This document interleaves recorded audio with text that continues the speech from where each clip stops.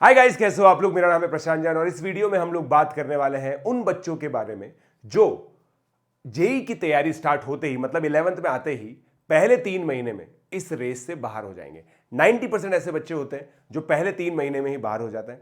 और अगर आप उन 90% में नहीं बनना चाहते हो तो इस वीडियो को आप लोगों को एंड तक देखना है। मैं इस वीडियो में आप लोगों को बताऊंगा कि क्या प्रॉब्लम्स जेई के बच्चे फेस करते हैं स्टार्टिंग में ही, ताकि वो प्रॉब्लम्स आप लोग फेस ना करो। Prevention is better than cure guys, ये आप लोगों को पता है। इस वीडियो के माध्यम से मैं उस चीज को बताना चाहता हूं। तो ये वीडियो सभी बच्चों के लिए और सभी टीचर्स के लिए, इनफैक्ट सभी पेरेंट्स के लिए भी बहुत ज्यादा इंपॉर्टेंट है। अच्छा, एक और चीज ध्यान रख लो दोस्तों, हो सकता है कि आप लोग के पास किसी ना किसी तरह की फाउंडेशन हो, बट फिर भी स्टिल इस वीडियो को आप लोग एंड तक देखिए, ठीक है। तो सबसे पहले हम लोग बात करते हैं पहली प्रॉब्लम के बारे में। Huge learning gap between class 10th and 11th। 10वीं और 11वीं के बीच में बहुत बड़ा लर्निंग गैप है। लर्निंग गैप गाइस कैसे क्रिएट हुआ है? Over the period of time, पिछले 10 सालों में 10th का जो सिलेबस है वो काफी ज्यादा रिलैक्स कर दिया गया है, जबकि जेई का जो 11th और 12th का सिलेबस है वो वहीं का वहीं है। इसका मतलब ये है कि अगर आप 10th में इस लेवल पर हो तो आपकी जो जेई है ना वो यहां से स्टार्ट होती है। तो अगर आपने कुछ एक अच्छा ब्रिज नहीं बनाया तो आप ये मान करके चलिए कि आप लोगों के लिए ये इतना बड़ा जंप हो जाएगा ना कि यहीं पे बच्चे हार मान लेते हैं। मैंने ऑफलाइन के अंदर भी पढ़ाया हुआ है, ऑनलाइन के अंदर भी पढ़ाया हुआ है। जब बच्चे मेरे साथ स्टार्ट करते हैं ना तो उनको पहली क्लास के अंदर ही ऐसा लगता है, जबकि मैं बहुत सारी सिंपल चीजें पढ़ा रहा होता हूँ 9th और 10th की। पहली क्लास में बच्चे ये फील करते हैं कि सर ये क्या हो रहा है, और it is not about my class, it is about every once class. यही तो रीजन है आज भी 40% पर जेई के अंदर अच्छी सीट मिल जाती है। अगर जेई एडवांस में किसी के 40% मार्क्स है ना तो भी अच्छा कॉलेज मिल जाता है। इसका रीजन यही है क्योंकि बहुत ही कम बच्चे ऐसे होते हैं जो बहुत वेल प्रिपेयर्ड होते हैं। बट आप सोच करके देखिए, अभी भी फर्स्ट रैंक तो 90% पे जा रही है, एज हाई एज 96% पे भी गई है। इसका मतलब आप समझ रहे मेरी बात को कि जो टॉपर्स हैं वो तो बहुत अच्छी प्रिपरेशन कर रहे हैं, मगर 40% पे भी आ जा रहे। तो आप सोचिए, फर्स्ट रैंक से लेकर के 25,000 रैंक पे भी मिल जाती है आईआईटी, या फिर इनफैक्ट आप बोलो 40% पे तो 25,000 नहीं और भी बेटर रैंक आ जाती है, 15,000 रैंक आ जाती है। 1 से लेकर 15,000 तक 50% का डिस्काउंट वो आ जाता है। जबकि 10th के अंदर तकरीबन आप ये मान के चलो 1 लाख से ज्यादा बच्चों के 90% आ जाती होगी। समझ रहे आप मेरी बात, क्या कहना चाह रहा हूं मैं? तो ये जो लर्निंग गैप है ना ये बहुत बड़ा होता है, और यही रीजन है कि 90% जो बच्चे होते हैं ना वो पहले 3 महीने में ही इस रेस से बाहर हो जाते हैं। अब अगर आपको देखिए दोस्तों, अगर ये सारी गलतियां समझ लीजिए, बट अगर आपको ये अवॉइड करनी है ना सिस्टमैटिकली, तो आप हमारा जो निम्बस बैच है वो ज्वाइन कर सकते हैं, nimbus top rankers. Nimbus top rankers दोस्तों एक ऐसा बैच है जिसके अंदर आप मेरी मेंटरशिप में फाउंडेशन से पूरा जेई तक पढ़ेंगे। ये प्रोग्राम 10th क्लास के बच्चों के लिए हैवीली डिजाइंड है और अर्ली स्टार्टर्स के लिए भी डिजाइंड। 2028 जेई एडवांस तक का प्रोग्राम है। यहां से लेकर यहां तक आप मेरे साथ चलेंगे। पूरी मैथ्स इसके अंदर मैं पढ़ाऊंगा, पूरी जेई मैथमेटिक्स इसके अंदर मैं आप लोगों को पढ़ाने वाला हूं। फिजिक्स इसके अंदर आपको राहुल यादव सर पढ़ाएंगे। केमिस्ट्री आपको पीयूष माहेश्वरी सर, ब्रिजेश जिंदल सर और मोहम्मद काशिफ आलम सर पढ़ाएंगे। प्योरली ऑनलाइन बैच है, हाईली अफोर्डेबल बैच है। सबसे इंपॉर्टेंट बात यह है कि आप मेरी मेंटरशिप पे रहेंगे and there are limited seats. पहले जो 2 बैचेज हैं वो भर चुके हैं, पूरी तरह से भर चुके हैं। अब nimbus top rankers 3.0, this is the last chance for all of you guys. 27 नवंबर से ये चालू हो रहा है। Last chance in the sense कि इसके बाद फिर सीधा मार्च में आएगा।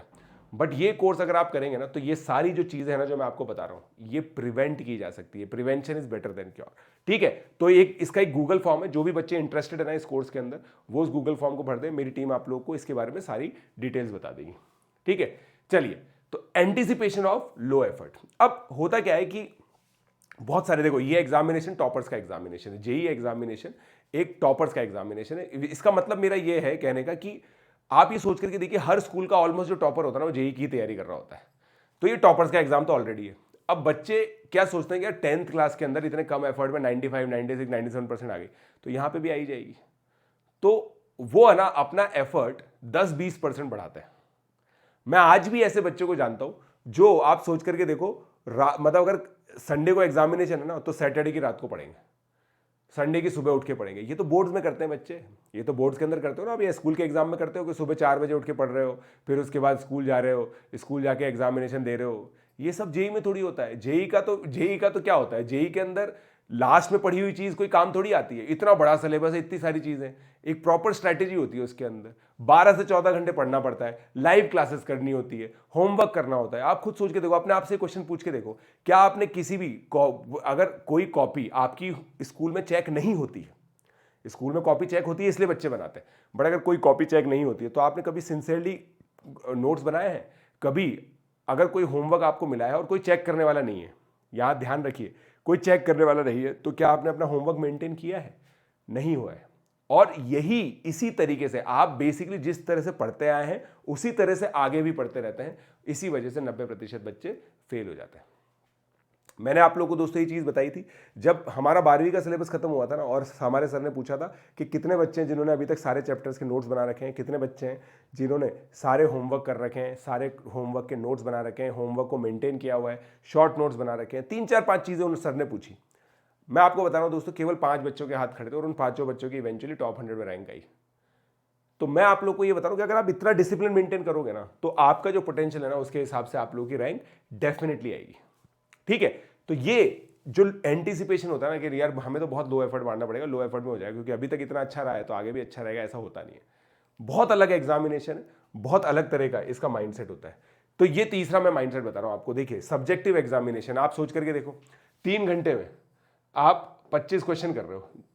बोर्ड का तकरीबन पैटर्न ये होता है, चलो अब SCQ वगैरह आ गए हैं, 20 क्वेश्चन, आप बोलोगे सर 40 क्वेश्चन आते हैं, फर्जी 40 क्वेश्चन है। यहां पे जेई में 3 घंटे में आपको 75 क्वेश्चन करने हैं। आप सोच के देखो, जिस दिन आप बोर्ड एग्जामिनेशन देने जाओगे ना, मैथ्स के दिन मैथ्स होगा, साइंस के दिन साइंस होगा, इंग्लिश के दिन इंग्लिश होगा, हिंदी के दिन हिंदी होगा, सोशल साइंस के दिन सोशल साइंस होगा। यहां पे एक ही दिन में आपके 3 सब्जेक्ट चेक होंगे, फिजिक्स, केमिस्ट्री, मैथ्स। तो अब आप सोच करके देखो, जब आपका पेपर होगा ना इवेंचुअली, 11th की फिजिक्स, 12th की फिजिक्स, 11th की केमिस्ट्री, 12th की केमिस्ट्री, 11th की मैथमेटिक्स, 12th की मैथमेटिक्स, सब आएंगी, that too at JEE level. तो जेई लेवल को सीबीएसई से डबल सिलेबस कर लो आप, तो मतलब 4 क्लासेस का सिलेबस 3 सब्जेक्ट का एक साथ पूछा जाएगा। तो अब ऐसे में है ना, सब्जेक्टिव अप्रोच की रिक्वायरमेंट नहीं होती, ऑब्जेक्टिव अप्रोच, मतलब आपको एक्यूरेसी और प्रिसीजन पे हेल्प काम करना पड़ेगा। और ऐसा करने के लिए आप सोच करके देखो, जब वो फाइनल एग्जाम होगा ना, उससे पहले कम से कम 100 पेपर्स देने पड़ेंगे वैसे, तब जाके आपका टेम्परामेंट डेवलप होगा। अब आप अपने आप से पूछ करके देखो, जो लो एफर्ट की मैं बात कर रहा था ना, आप अपने आप से पूछ के देखो, सीबीएसई बोर्ड से पहले कितने एग्जाम दे लोगे तुम? 100 एग्जाम दे लोगे क्या? नहीं दोगे। तो ये लो एफर्ट होता है। अभी तक जो भी सब चीजें चल रही है लो एफर्ट है, हाई एफर्ट लगता है जेई की प्रिपरेशन में, तब जाके बहुत अच्छी रैंक आती है, अगर आप अच्छी रैंक सोच रहे हो तो। अगर अच्छी रैंक नहीं सोच रहे हो तो लाइफ में चिल मारो, कोई दिक्कत नहीं है दोस्तों, जीवन में बहुत कुछ करने के लिए। बट अगर जेई में फोड़ना, जेई में अच्छी रैंक लेकर के आनी है ना, तो 100 पेपर्स आपको अटेम्प्ट करने पड़ेंगे फाइनल एग्जाम से पहले, और तभी आपका ऑब्जेक्टिव एग्जामिनेशन का जो थॉट प्रोसेस है वो डेवलप होगा। क्योंकि ऑब्जेक्टिव एग्जामिनेशन में चाहिए accuracy and precision, subjective examination में चाहिए प्रेजेंटेशन, कि आपको कितना प्रेजेंटेशन करना आता है। And that is why often board toppers are not JEE toppers, and vice versa is also true, JEE toppers are not board toppers, right. तो बहुत अलग स्किल सेट है, तो ये बहुत अच्छे से डेवलप करना पड़ता है, और ये तभी होगा जब आप एक मेंटरशिप मैकेनिज्म में पढ़ेंगे। आप कहीं भी पढ़ सकते हैं, किसी भी ऑफलाइन कोचिंग में पढ़ सकते हैं, दैट इज ट्रू, बट पढ़ना पड़ेगा। आप ये मत सोच के देखिए, ये मत सोचिए कि आप केवल YouTube के भरोसे रह पाएंगे, सेल्फ स्टडी के भरोसे रह पाएंगे। नीट एक ऐसा एग्जामिनेशन जो शायद हो सकता हो, क्योंकि नीट के अंदर बेसिक लेवल पर कंपटीशन नंबर्स के अंदर है, 20-25 लाख बच्चे एग्जामिनेशन देते हैं, बट एग्जाम बेसिक लेवल पर थोड़ा सा इजी एग्जामिनेशन। केवल पिछले साल एक टफ पेपर आया, बट फिर भी जेई के लेवल से वो बहुत ईजियर एग्जामिनेशन है। यहाँ पे आप लोगों को मेंटरशिप लगेगी ही लगेगी, एक ऐसे पर्सन की जो बहुत एक्सपीरियंस इस चीज़ के अंदर, चाहे आप अपनी ऑफलाइन कोचिंग में उसको ढूंढ लीजिए या ऑनलाइन में ढूंढ लीजिए, ठीक है। उसके बाद importance of discipline, obedience and perseverance. दोस्तों, जो एफर्ट, हाई एफर्ट, अब कुछ बच्चे तो ऐसे हो गए होंगे जो बिल्कुल हाई एफर्ट के लिए मतलब ऐसे हो गए होंगे कि यार अब तो सर फोड़ देंगे ना, अब तो मतलब हम तो पहाड़ भी तोड़ देंगे। बट मैं आप लोगों को एक चीज़ बता रहा हूँ दोस्तों, मैंने अपने एक्सपीरियंस में ये देखा है, पिछले 7 सालों से मैं ऑनलाइन पढ़ा रहा हूँ, मैंने ये चीज़ देखी कि बच्चों में पहले महीने बहुत एनर्जी रहती है। पहले महीने में तकरीबन 70 से 80% बच्चे सारा होमवर्क करते हैं, सारे क्लास नोट्स बनाते हैं। फिर पहले 6 महीने में ये नंबर जो है ना घट के 20 से 25% रह जाता है। उसके बाद 1 साल के बाद ये नंबर केवल 10% रह जाता है, और ये 10% बच्चे 99 परसेंटाइल के ऊपर लेकर के आते हैं इवेंचुअली जेई के अंदर। क्योंकि अगर आपने देखो पहले 6-7 महीने इसको मेंटेन कर लिया ना, आगे ही अपने आप हो जाता है, ये हैबिट का पार्ट बन जाता है ना, आपकी हैबिट हो जाती है कि आपको क्लास नोट्स बनाने हैं, रोज लाइव क्लासेस करनी है, फिर उसके बाद होमवर्क करना है, फिर रिविजन करना है टेस्ट के लिए, हर 3 हफ्ते में टेस्ट देना है, ये चीज़ आपकी आदत हो जाती है। बट इसके लिए लगता है दोस्तों डिसिप्लिन। डिसिप्लिन जब मैं बोल रहा हूं ना, तो डिसिप्लिन का मतलब ये होता है कि अगर मैंने आप लोग को बोला ना कि आप लोग को एक क्लास अटेंड करनी है, मतलब करनी है, डिसिप्लिन दिखाना है आपको। डिसिप्लिन मतलब होता है हर एक दिन क्लास अटेंड करनी है, हर 3 हफ्ते में टेस्ट अटेम्प्ट करना है, हर दिन जो होमवर्क मिला है वो करना है। ओबीडियंस, ओबीडियंस का मतलब होता है अपने आप को नतमस्तक कर देना। आप लोग के साथ जो सबसे बड़ी दिक्कत है ना, वो ये है कि आप बहुत डिस्ट्रैक्टेड जनरेशन हो। डिस्ट्रैक्टेड जनरेशन का मतलब क्या है कि आपको लगता है ये भी सही है, ये भी सही है, ये भी देख लूं, वो भी देख लूं। कितनी सारी चीजें देखोगे, नहीं देख पाओगे। एक मैकेनिज्म फॉलो करो, क्योंकि आप सोच करके देखो, सिलेक्शन तो सभी जगह से हो रहे हैं ना। आप कोई सी भी कोचिंग देख लो, जो भी आज रिलेटिवली सक्सेसफुल है, नेशनल लेवल पे कुछ कोचिंग है, वो कुछ ना कुछ सिलेक्शन तो दे ही रहे हैं, और हर एक कोचिंग संस्थान दे रहा है। इसका मतलब आपको एक सिस्टम फॉलो करने की जरूरत है। अगर आपको लगता है कि भाई मुझे पीजे सर का सिस्टम फॉलो करना है, पीजे सर इतने टाइम से ट्रांसपेरेंसी से रिजल्ट बता रहे हैं, हर साल रिजल्ट आते हैं, हर साल सबसे ज्यादा रैंकर्स के साथ पीजे सर ही दिखते हैं, बहुत सारे रैंकर्स बोल रहे होते हैं कि भाई पीजे सर को फॉलो करेंगे, पीजे सर को फॉलो करते थे हम लोग। तो इसलिए मैं आप लोगों को बोल रहा हूं, तो अगर आप मुझे फॉलो कर रहे हैं तो जो मैं बोलूंगा वैसा करना पड़ेगा।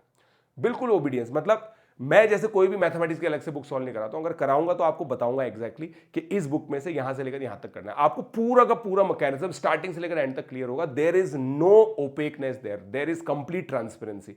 तो वो तभी हो पाएगी जब आप ये प्रण लोगे कि भाई मैं तो बिल्कुल ओबीडियंस रहूंगा, जैसा पीजे सर बोलेंगे वैसा ही करूंगा, या फिर जो भी जिन भी टीचर को आप अपना मेंटर मानते हैं उनके लिए आप यही भावना रखिए।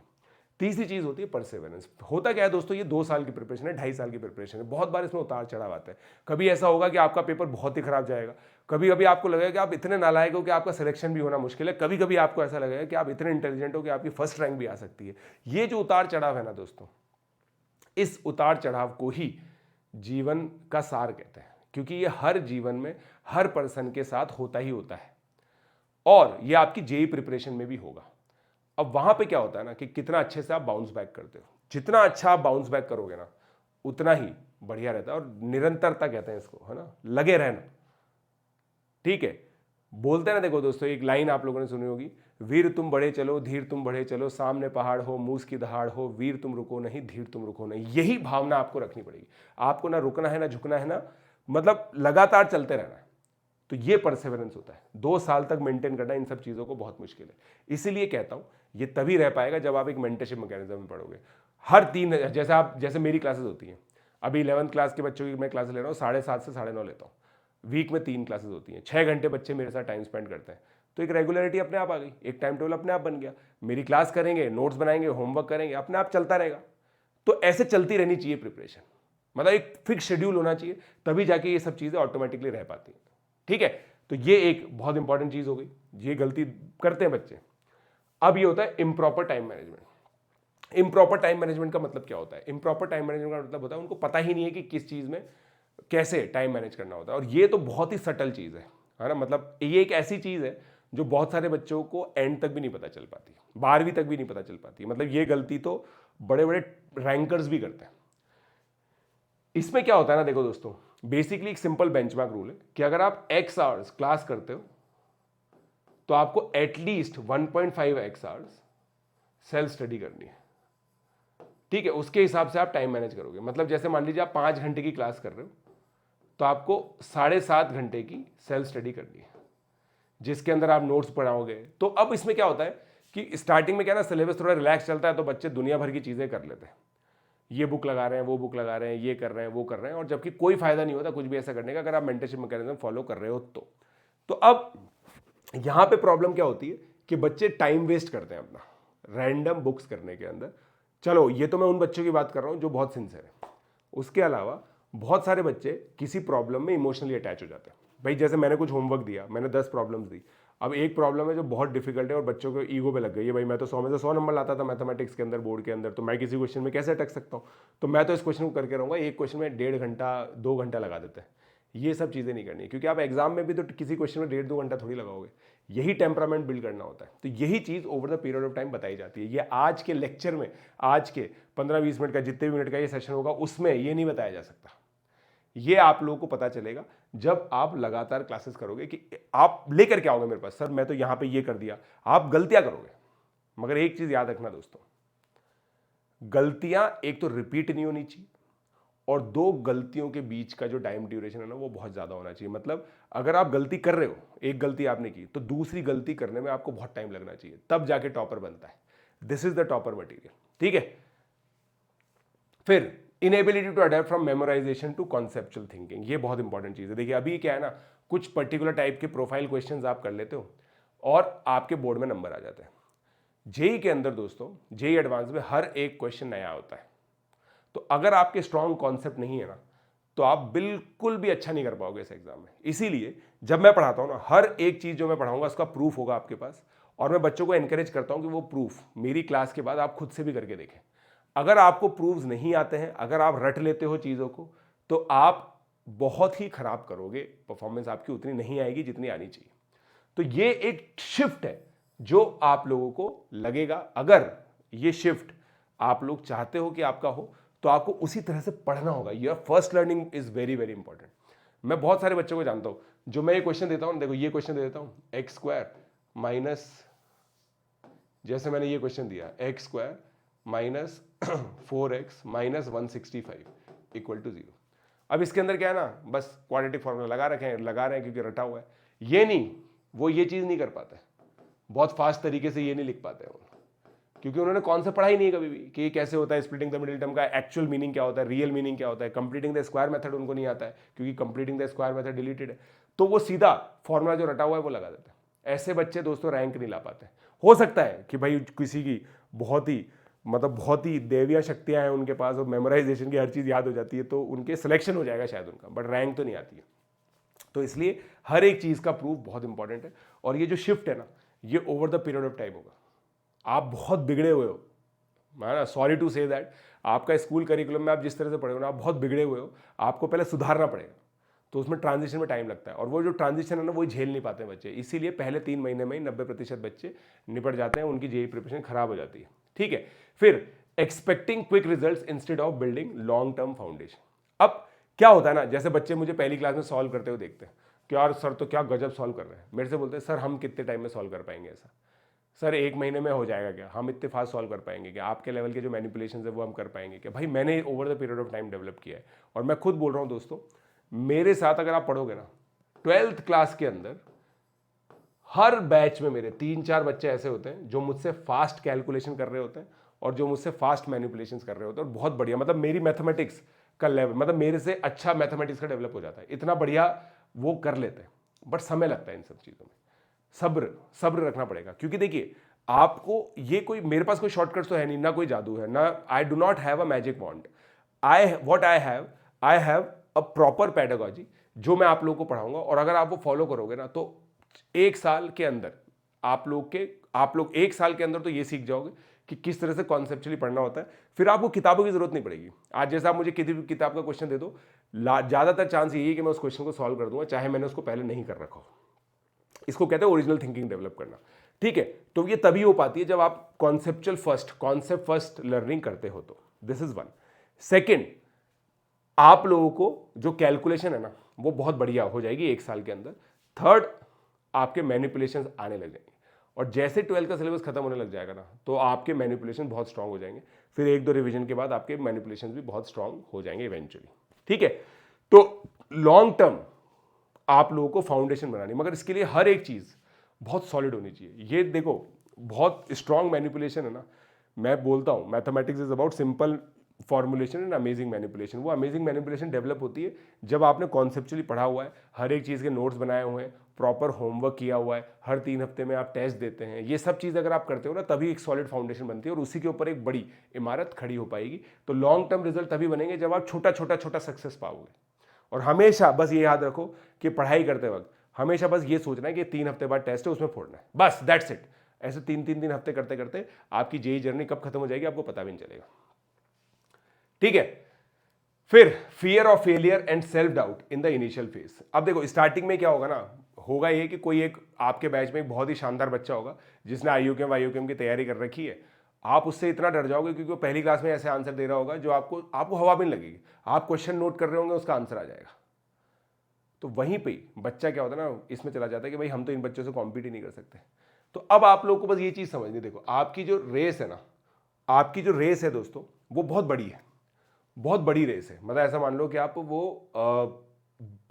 42 किलोमीटर की मैराथन है ना, तो हो सकता है कि आपको 42 किलोमीटर चलना हो सकता है कि आपको 42 किलोमीटर चलना हो, बट और ये जो बंदा है ना, इसको 41 किलोमीटर चलना हो, इसके बाद 1 किलोमीटर की हेड स्टार्ट है। 1 किलोमीटर का डिस्टेंस आराम से कवर किया जा सकता है अगर इतना लंबा भागना है तो आप अब इसको मत देखो, आपको हमेशा बस अपने आप को देखना है कि आप कैसा कर रहे हो, क्या आप हर दिन प्रोग्रेस कर रहे हो। अगर आप हर दिन प्रोग्रेस कर रहे होंगे ना, तो eventually you will also be there where they were. और किसी अपने आप को किसी भी से भी कंपेयर मत करो, फेलियर का फियर करना ही नहीं है किसी दूसरे को देख के। हमेशा स्टार्टिंग में दोस्तों दूसरे लोगों को देख के ही फियर ऑफ फेलियर होता है और सेल्फ डाउट आता है, तो वो छोड़ दो आप, ठीक है। फिर लैक ऑफ टेस्ट एनालिसिस के लिए ये जो चीज है दोस्तों, ये है ना, अभी देखो आप लोग एग्जाम देते हो, एग्जाम के बाद क्या करते हो, कुछ नहीं करते हो, चिल मारते हो, ये सब नहीं करना होता, ये लो एफर्ट की निशानी है। हर टेस्ट के बाद आपको ये देखना है कि आपकी स्ट्रेंथ क्या है, आपकी वीकनेस क्या है। तो ये over the period of time में सिखाऊंगा आपको। जब जैसे अगर आप निम्बस टॉप रैंकर्स में ज्वाइन करोगे, गूगल फॉर्म भर देना, वो डिस्क्रिप्शन में अवेलेबल है। अगर आप करते हो ये चीज़, तो मैं आपको सिखाऊंगा किस तरह से करते हैं, मैं किस तरह से करता था, किस तरह से रिवीजन प्रॉपर होता है, ताकि मैं ये इंश्योर कर सकूं कि मेरा रिवीजन कंप्लीट हो पाए। क्योंकि मुझे पता है आप में से सब लोग, कोई भी ऐसा पर्सन नहीं है जो कॉन्फिडेंटली ये कह सके कि सर हमारा रिवीजन कंप्लीट हो जाता है। हर टेस्ट से पहले आपको यही लगता है कि मेरा सिलेबस कंप्लीट ही नहीं हुआ है, मेरा रिवीजन पूरा ही नहीं हुआ है। तो वो मैं आपको बताऊंगा, वो सिखाऊंगा, तो ये आगे आएगी चीज़ दोस्तों, ठीक है।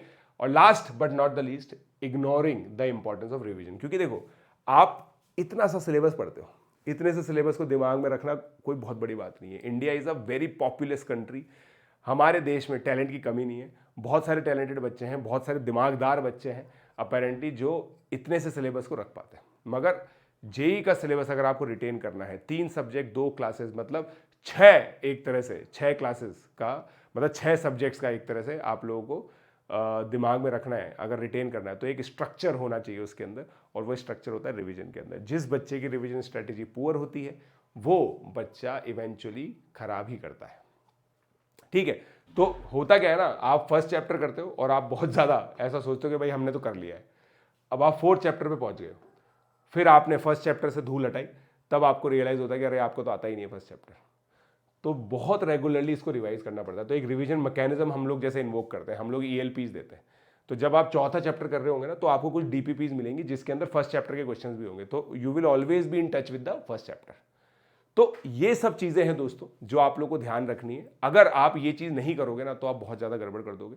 बट मैं आप लोग को ये चीज बता रहा हूँ, अगर आपने अभी फाउंडेशन डेवलप नहीं की ना, अभी थोड़ा एफर्ट मार लो, थोड़ा सा एक्स्ट्रा एफर्ट, मतलब वीक में 1 क्लास 2 क्लास का इतना एफर्ट। मैं आप लोगों को दोस्तों निम्बस टॉप रैंकर्स के अंदर जो सिखा रहा हूं ना, मैं आपको जेई का सिलेबस नहीं पढ़ा रहा हूं। कोई ऐसा नहीं है कि मेरे को आपको 12th का सिलेबस जल्दी खत्म कराना है, 11th का सिलेबस कराना, नहीं। मैं आपको जेई कैसे पढ़ते हैं ये सिखाऊंगा, आपका टेम्परामेंट डेवलप करूंगा, ताकि जब आप 11th क्लास के अंदर पहली क्लास करोगे ना, तब आप प्रिपेयर्ड होंगे उस लोड के लिए जो लोड आने वाला है, और आप अपने आप को उन 10 बच्चों में पाओगे जिन बच्चों की प्रिपरेशन अच्छी चलती है और इवेंचुअली वो सेलेक्ट होते हैं, ठीक है गाइस। तो आई होप आप लोगों को समझ में आया। अगर आपको ये जर्नी अब मेरे साथ करनी है, तो निम्बस टॉप रैंकर्स का जो लिंक है वो डिस्क्रिप्शन में अवेलेबल है, आप डायरेक्टली भी सब्सक्राइब कर सकते हैं। अगर आपको आप सीट बुक करनी है, PJ लाइव कोड इसके अंदर यूज़ करें, आपको डेडिकेटेड मेंटर मिलता है, हार्ड कॉपी ऑफ नोट्स मिलती है, वो सारी चीज़ें मैं ऑलरेडी पहले भी बता चुका हूँ।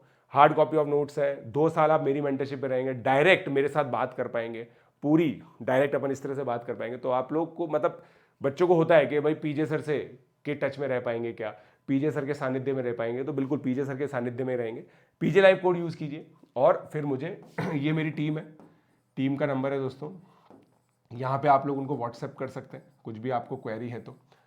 और अगर आप सब्सक्राइब कर ले तो स्क्रीनशॉट मुझे भेज दें @प्रशांत42 जैन पर, @प्रशांत42 जैन पर आप लोग मुझे स्क्रीनशॉट भेज दें PJ लाइव कोड यूज़ करके, ठीक है, ताकि हम लोग, आप मेरी मेंटरशिप में आ पाएंगे। मैं आपको जो रेलेवेंट ग्रुप्स हैं, व्हाट्सएप कम्युनिटी, वहाँ पे ऐड कर दूंगा, ठीक है।